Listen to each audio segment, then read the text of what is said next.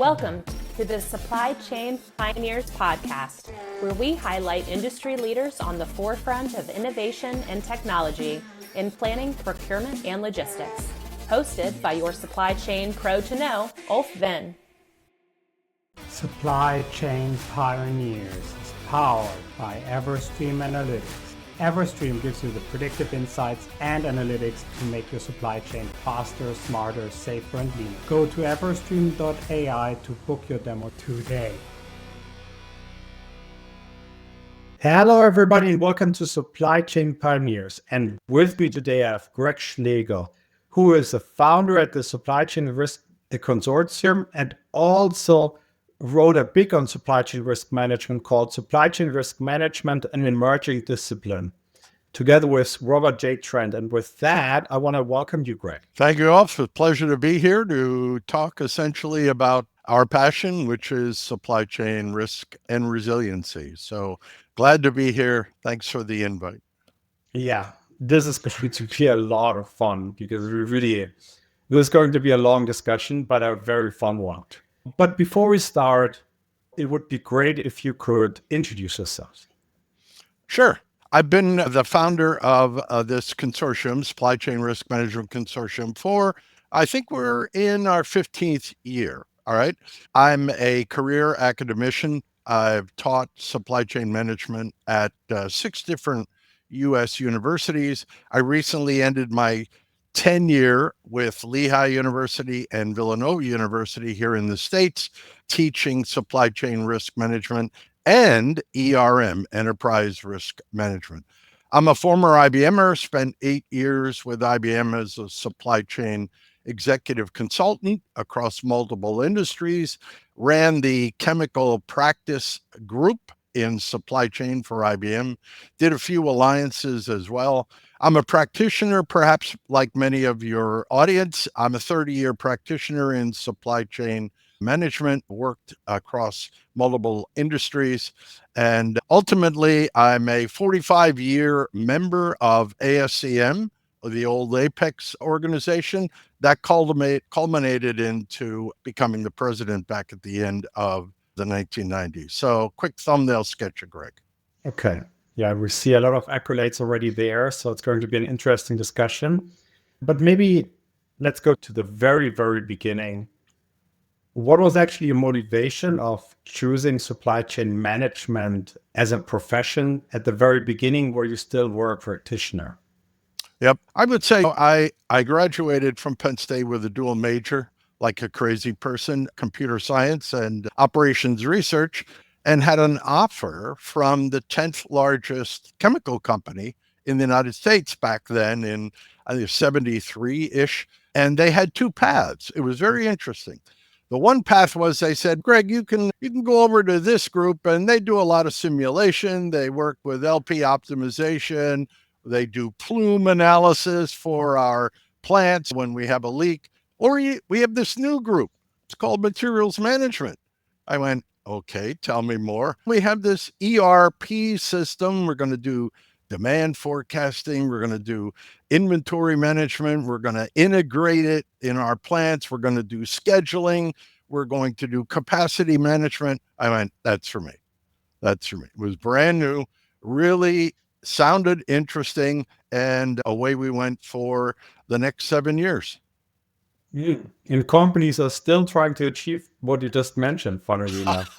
Yeah, it wasn't easy. I spent 7 years over about 50 plants. We had maybe 60, 70 plants throughout the United States across multiple chemical types of products, but it was not easy. And especially one for your audience, the ERP systems and supply chain systems at that time were discrete type of manufacturing systems. They were not flow. So taking a discrete type of piece part software and attempting to apply it in a fluid dynamic type of supply chain was pretty cutting your teeth real quick. It was very interesting. So just to give your audience a little thumbnail sketch of where Greg started. Yeah, it's pretty interesting, actually. It's also very close to what I did, because when I joined in my first company, They gave me 4 options: project management, finance, HR, and supply chain management. And for me, I wanted to do something a little bit more concrete and operational, and that's how I actually joined operational supply chain management. So quite similar, actually. Anyway, moving on, but staying with your first endeavor in Hercules Chemicals. So we both know chemical companies are just prone to a lot of different risks that might be very specific to the industry, from explosions happening more often to fires at plants happening more often to that triggering force majeures, maintenance issues, chemical parks all are close to a coast. So hurricanes are a thing. Flooding could be an issue. Was that for you something that you experienced operationally, and that trigger already your interest in risk management to a certain extent? To be honest, as we were implementing many of these supply chain systems, what I saw in the chemical arena at that time was they were very keen and passionate about what we used to call EHS, environmental health safety. We would do the videos, we would sit down and take quizzes. You had to understand and know how to work safe. All right. Because we made some nasty things way back when in some of our plants, at least in the Hercules arena. And so they were very big on environmental health and safety, not so much risk management. I'll say they were very good at identifying and controlling inherent internal risks within the facilities, the footprint of the facility. And they were pretty good at, I'll say, one external risk, and that is weather. Most of our plants were in and around the Gulf of Mexico, which is now called the Gulf of America. That's new. Little levity there, little US levity. But they were very good, and I observed this because I'm in supply chain, not in risk at that time. They were good at, they had mitigation plans that if a hurricane comes, we have a mitigation plan where we shut down the plant, make it secure, send people home, and ride it out. That they were very good at.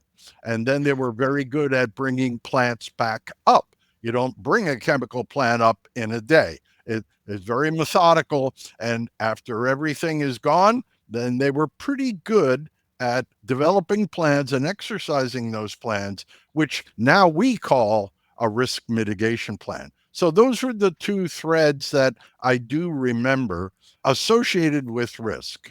But geopolitical risk, Ulf, and all the tension and the global supply chain risk, not so much. Why? Because going back in the Wayback Machine here, back then, most chemical companies in their supply chains were linear and regional. All right, just an observation. Yeah, no, it's very interesting. Eventually, so maybe moving out of operations, you next pivoted in your career and went more into a go-to-market focused position at IBM, where you not only did consultancy selling, but also working as a consultant, but also were working as alliance manager. So what were some of the new skills that you might have attained during that time that might have already benefited you while you were still working operationally? What I found at IBM, because I did start as an alliance manager, because IBM had this is in the late 90s, IBM had a go-to-market strategy utilizing software partners in the supply chain arena. IBM at that time sold off all their software. IBM had supply chain simulation software. They wrote their own. They're pretty sharp folks, but they had to go to market for the next 7 years. That's how IBM works. IBM works in a 7-year cycle. We could talk about that a little bit, but a little nuance. But for the next 7 years, they built out an alliance group of software partners, and then we wrapped our consultancy around those software partners and went to market. All right. What I found is folks at that time, practitioners, buy large-scale supply chain management software from people they like, they can identify with, and they trust. All right. And so if we as consultants at IBM, if we could sit down with a plant manager and identify, sympathize and empathize because we've done what that plant manager is hoping to do, boy, that is what we call consultative selling, where you're leading, guiding, directing, and coaching someone in a new endeavor like supply chain implementation, and you've done it before, and you've actually been a practitioner. I spent a couple of years, I think it was about a year and a half with IBM, to build out this alliance. We had about 40 different software partners end to end, from procurement all the way to detailed scheduling capacity and everything in between. We we aligned with these new partners who were coming on stream like crazy in the early 2000s. All right. It was just burgeoning with software, was really getting sophisticated, and it was a bit siloed. But after about a year and a half, they said, Greg, you could run that. You can run our alliance. I went, no, I want to go out and help the clients. I want to help them install, implement, drive down costs, drive up revenue, garner market share, and improve their return on net assets. And they went, okay, yeah, go ahead. We'll get somebody else to run the alliance. And we did that for about 7 years. Yeah, it's pretty cool. And you already mentioned, first of all, maybe I just asked this concept of the cycle of IBM. I've never read about this. How does that actually really work? I'll give you a little backstory. All right. I came into IBM in 98 after Gerstner came. He straightened it out because just back in the early 90s, IBM was a mess. I'm not talking out of school. We were a mess. Your audience may not know this. When I came there and Gerstner came there, IBM owned 20 golf courses. What are you doing with the golf course? We owned 20 golf courses around the world. We had an unbelievable museum of modern art, of art. All right. And Gerstner came in and went, no. And because the street wanted to break us up. They always want to break us up so they get their commission and everybody wins except the company. Anyway, he stopped that. Then Palmisano came when I was there, and essentially what Gerstner and Palmisano agreed to is every 7 years at IBM, in the bylaws, we will blow things up, meaning you can't be complacent. All right. That was the driver. And so inherently, I don't know if you could ever find this in IBM right now, because I worked for Ginny Rometty too after Palmisano. I don't know if you can find it, but the word in the hallways at Armonk was always every 7 years, we're going to blow groups up, products. We're going to innovate. And so that's where the 7-year cycle came from. No, just a little actually, backstory. Yeah, it makes total sense to me, actually. Sometimes you should try to get out of complacency at any point in time. So yeah, and for big companies, 7 years is a good cycle. Yep. But moving back to exciting space of IT solutions in the 2000s, you had a bit, you were really on the pulse band, right, when it comes to supply chain solutions space. And yeah, they got sophisticated, but in comparison to today, they probably weren't as mature as they are right now, especially now that everything can go cloud. So if you look at some of the partners we had back then, what were some of the things that these partners were doing really right in order to be successful? And what were some of the things that, in hindsight, maybe now we have more intelligence around that and this could have be done better? Yeah, it's a good question. What I noticed is what they got right from my point of view is they truly improved the company's bottom lines. They did. All right. They got into e-procurement. They started to talk about you should leverage your spend with this tool because now you can capture indirect and direct spending. You can take a look. You have visibility, which nobody had then. Good visibility makes for good bottom line. And so they went across the entire supply chain and did a great job of driving down costs for a company, improving things like forecast error, because that's a risk. They drove down operating inventory, and they helped companies grow the top line and improve the bottom line. And so they did a great job. It was almost like super optimization, almost sub-optimization by each silo. That was my observation. We would spend 18 months putting in a software system for e-procurement. 18 months, that's all we did. All right. And if we beat that 18 months, that's good because we were trying to accelerate time to value.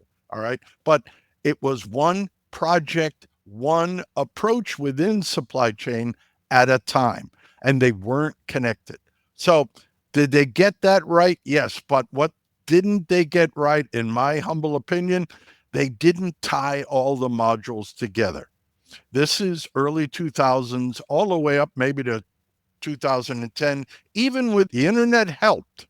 When it came on board, folks started to leverage the internet, but these partners of IBM, it was pretty much siloed, and we weren't thinking about it as implementers and consultants. We were thinking pretty siloed. Optimize, sub-optimize, improve the bottom line.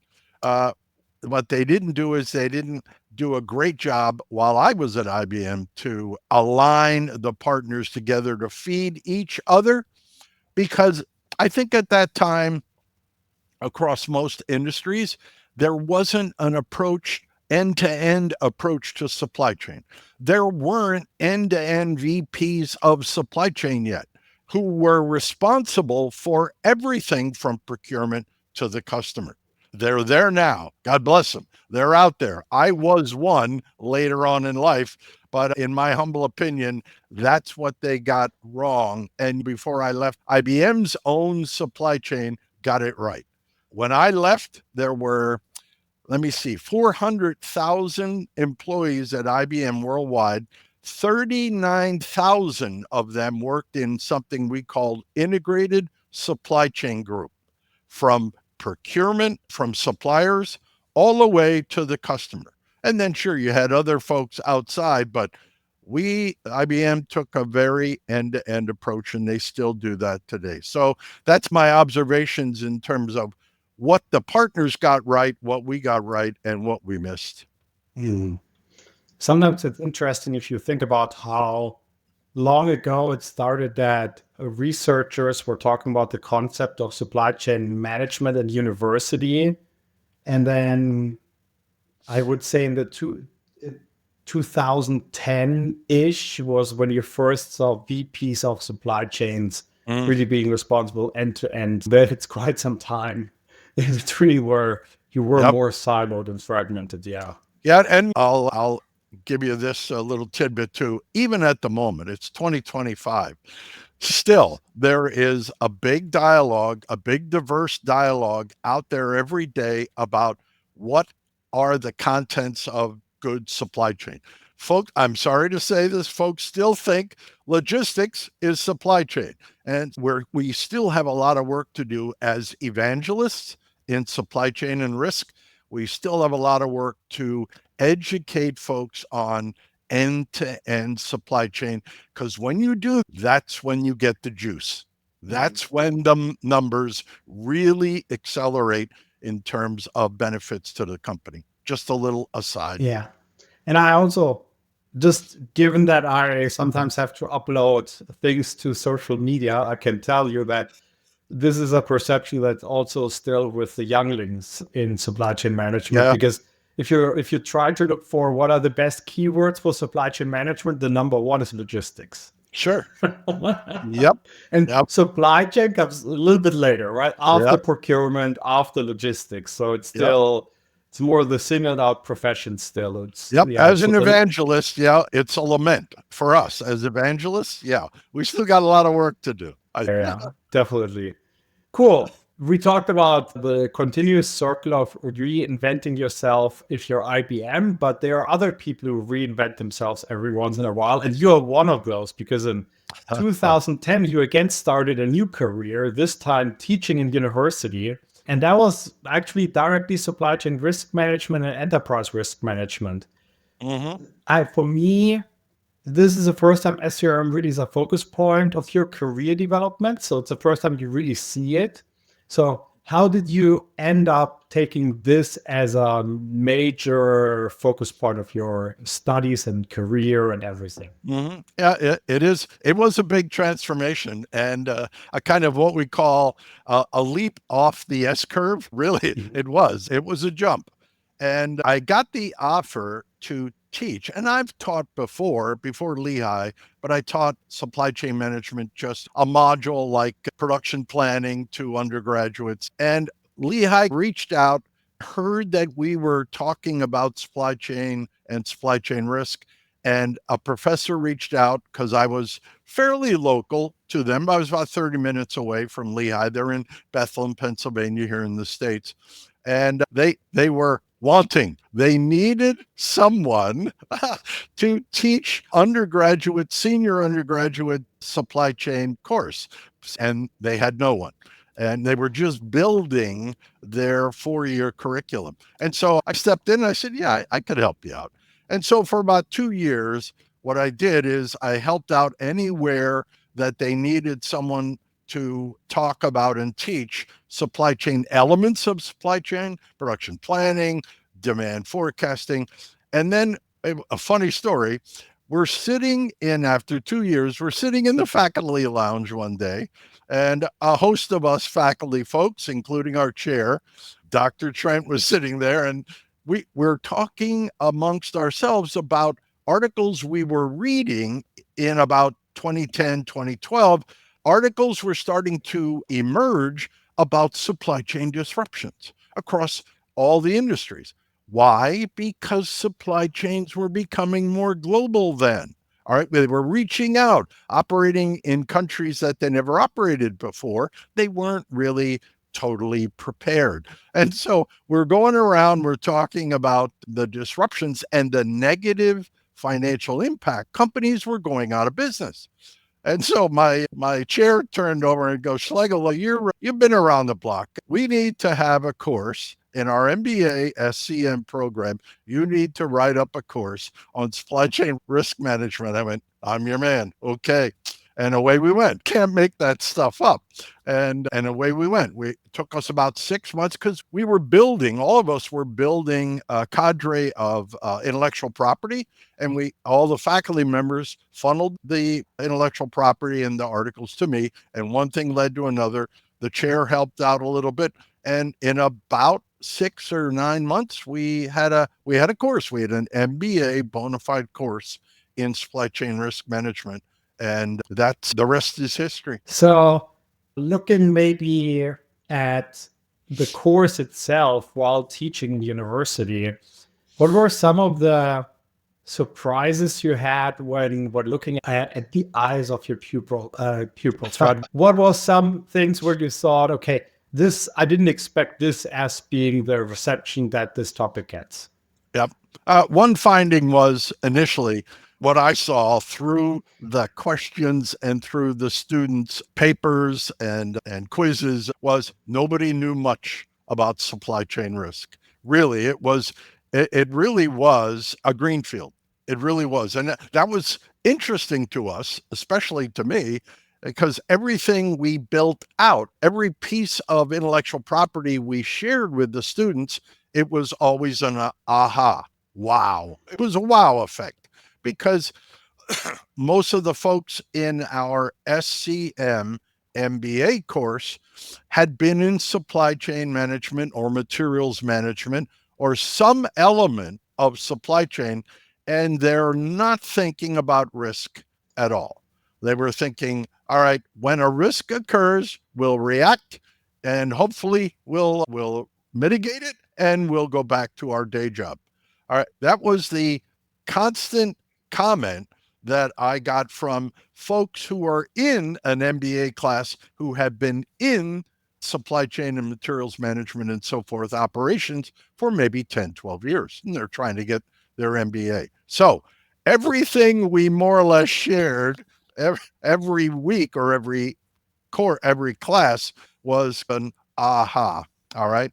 And then the internet was coming around as well. But the net was they really didn't have any idea that there could be some best practices where you could help yourself be better prepared for and more responsive to a risk event. A little bit more of an aside for the audience, we also had a tool. It was very rudimentary at the time we started the class. We called it the Supply Chain Management Assessment Tool. It came from a couple of years ago. I had it, we took it, we built it out, and we started to build it out with questions associated with supply chain risk.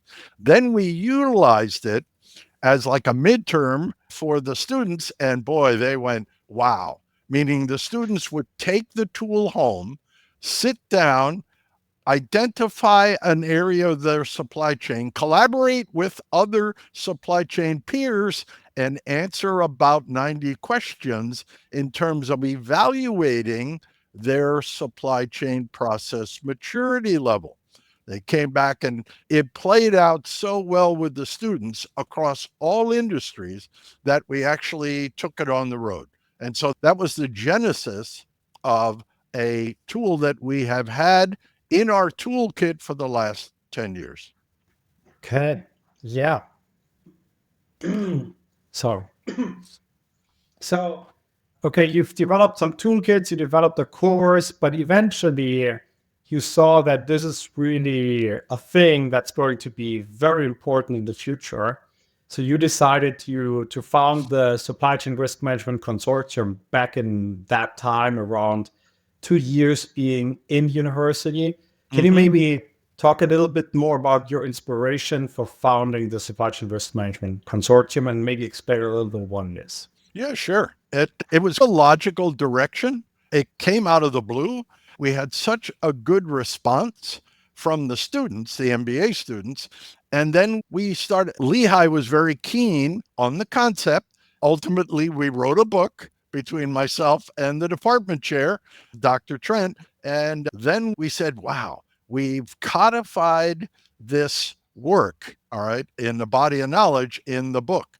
And so essentially, I'm not totally sure how the idea came about, but there were a few folks who would come to forums. We would hold forums as a university, like supply chain forums, logistics forums, and we'd have all the university faculty in supply chain there. We would have local companies who were a lot of logisticians. We had practitioners come, and I think one thing led to another in the forum when we would stand up in front of the forum as faculty members and talk about what we're doing in the class and how we're helping folks mitigate risks. One thing led to another, and we developed the consortium with, I think, 5 original members. 3 of the original members were practitioner companies in and around Bethlehem, Pennsylvania. And then it was Lehigh and an insurance company, local insurance company as well. And so it seemed logical. We had a lot to talk about, and we had a good body of knowledge. And that was the genesis of the consortium. Lehigh is still in the consortium. We now have 33 companies in the consortium, represents about 1,700 professionals, including we do education. We have 3 pillars. We do a lot of education still. We talked about that. We still have to make people aware. So we do about 20 workshops around the globe a year, some virtual, some face-to-face. We do consulting, meaning we lead, guide, direct, and coach companies on a supply chain risk journey. And then we have software as a service. We have cloud software such as Everstream, Everbridge, Coop. We have a host of cloud software who are focused on supply chain risk and resiliency. They support our vision from our book, and they can do the heavy lifting. And now we're getting into AI, all of us. And it's pretty interesting. We have 2 online education courses where you receive a certificate. We have 1 online course in a LMS, a learning management system, where it's self-paced. You go through it. The entire intellectual property from the book is in the course. There are quizzes. You utilize the tool. The tool is now upgraded on a platform, and you get a certificate. And we have another one. We do a lot of work now, a lot of work with healthcare supply chains. I know healthcare it's in the news right now because of USAID and so forth. But we do a lot of work with NGOs who are on the ground, who try to move meds from one place to another to the end patient in contested countries. We do that. We're working with 2 projects right now. Very proud of the growth. I think we got a good brand. We've helped many organizations. One thing I have a lament for your audience. When in supply chain risk and resiliency, unlike supply chain performance improvement, what we hear from our clients, and I don't know if anyone else here, but when we write a contract, many of our commercial clients go, Greg, we really don't want you to be writing about what you're doing for us. All right. It's a lament because we could make a huge page on our website of all the companies we work with, but they don't want their peers to understand how good they are in supply chain risk and resiliency. So it has turned into a strategic advantage. Just a lament from the founder of the organization. I'd love to put a full page out there on our website, but contractually, they really frown on it. Every once in a while, we get an opportunity to do that, but that's a quick thumbnail sketch. I'll give you give your audience one other assessment. We actually now do a pure risk assessment. It's an online survey. We use AI, ML algorithms. It's almost 90% automated. You take survey questions, you answer them, and essentially the algorithms print out and tell you where you reside in our 5-stage risk maturity model. It tells you who you are. We think it's very important to understand in risk and resiliency, who are you? What is your risk appetite as a company? And then it also identifies your operating culture. How do you operate? What is your culture? Then we tie those 3 things together and we produce a McKinsey-like report. Pretty much all automated, except for maybe 10%.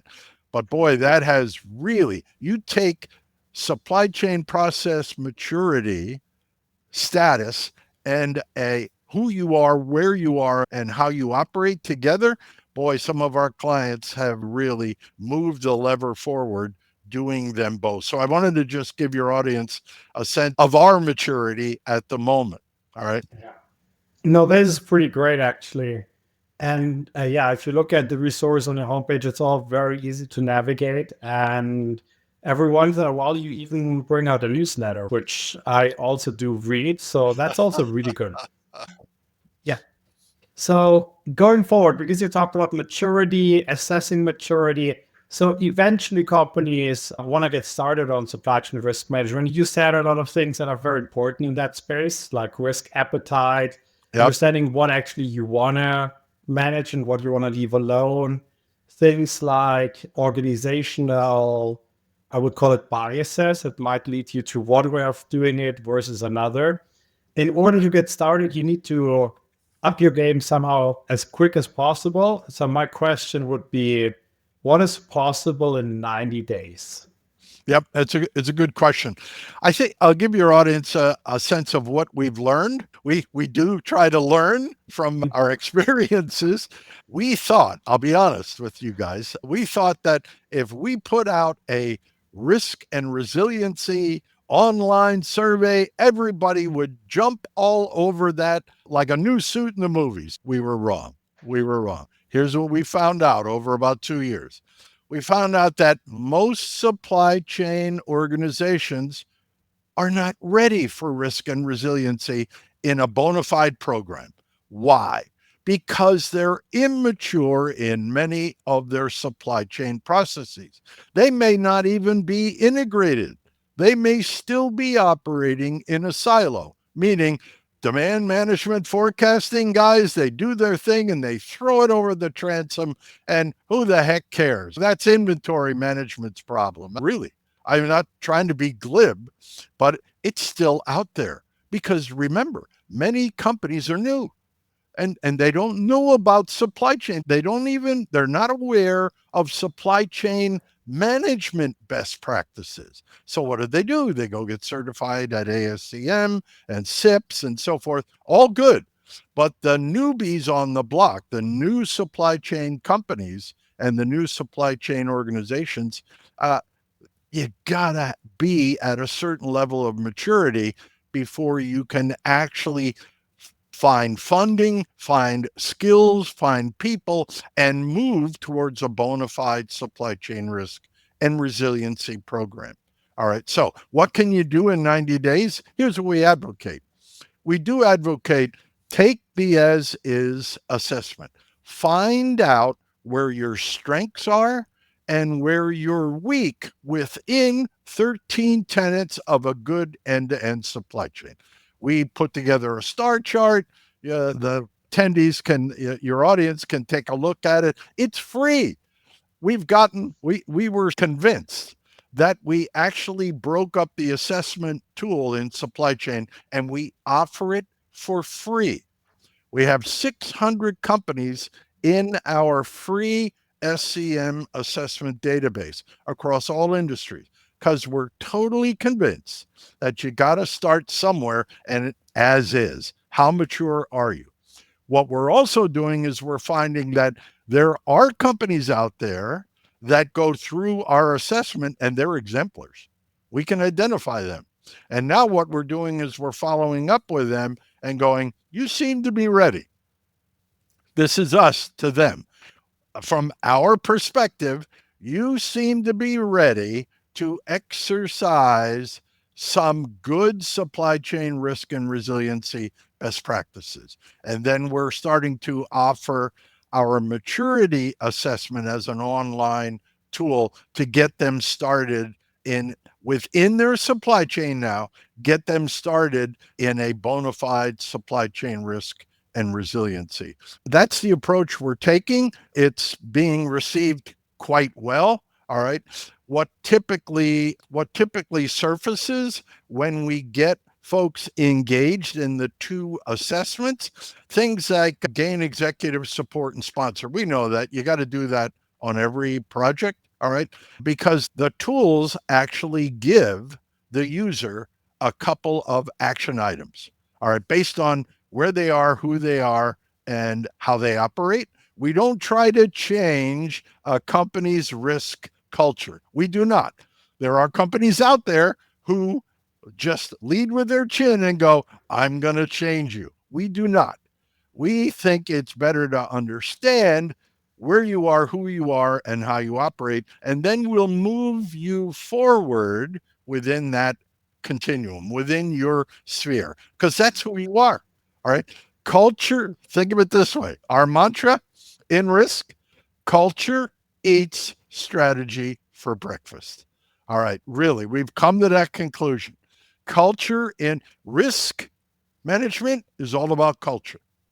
Supply chain management is all about bottom line performance. You put those two together, that's the new math. Interesting. That's supply chain risk and resiliency. Performance plus culture, bottom line improvement, and strategic advantage. So you ask what can typically surface. The action items tend to come out of the algorithms. Get some executive support and sponsor for money.